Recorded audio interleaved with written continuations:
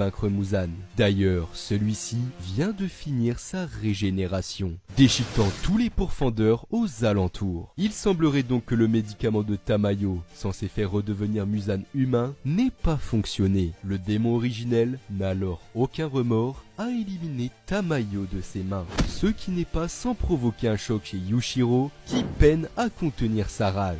Dans les allées de la forteresse, les pourfendeurs se font complètement anéantir par Muzan, qui compte bien en finir avec eux cette nuit. Oyakata, le nouveau dirigeant des piliers, se retrouve alors sans voix face à ce massacre, jusqu'à ce que ses sœurs le rappellent à son devoir et lui redonnent espoir. Tous les piliers ont donc l'ordre de se rassembler pour éliminer Muzan.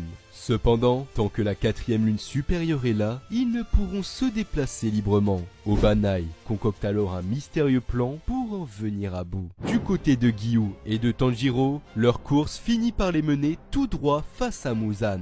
Dès qu'il l'aperçoit, Tanjiro se rappelle des nombreux morts parmi sa famille et ses amis causés par le maître des démons. Ce qui ne manque pas de faire trembler notre héros d'une rage bouillonnante. En voyant les pourfendeurs, Muzan ne comprend donc pas pourquoi il s'obstine autant à le combattre, se percevant comme l'équivalent d'une catastrophe naturelle, pensant que les pourfendeurs devraient passer à autre chose, se réjouissant du fait d'avoir survécu afin de vivre une vie paisible. En entendant ces mots, Tanjiro, d'une colère froide, est persuadé que Muzan est un être qui ne devrait pas exister sur cette planète.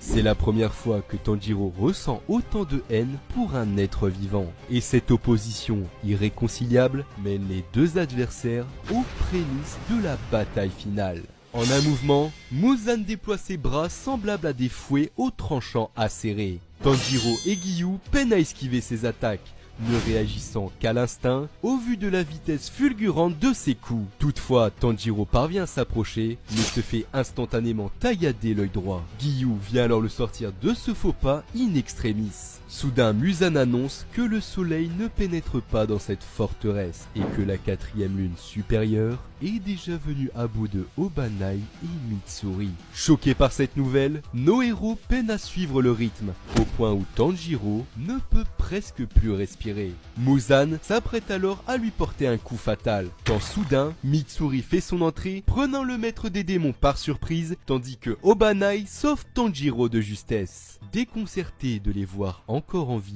Muzan demande à Nakime ce qu'il se passe, sauf que c'est Yuichiro qui lui répond, ayant pris le total contrôle sur le démon. Souhaitant se venger pour la mort de Tamayo, Yuichiro, brûlant de colère, compte tout faire pour éliminer Muzan. Mais le démon originel tente de reprendre le contrôle de la forteresse avec son pouvoir. Entamant un duel, la forteresse bouge de toutes parts et Muzan reprend petit à petit le contrôle de Nakime, absorbant sur son passage les cellules de Yuichiro. Heureusement, les piliers forcent Muzan à se concentrer sur le combat, laissant Yuichiro reprendre le contrôle. Voyant la situation dégénérer,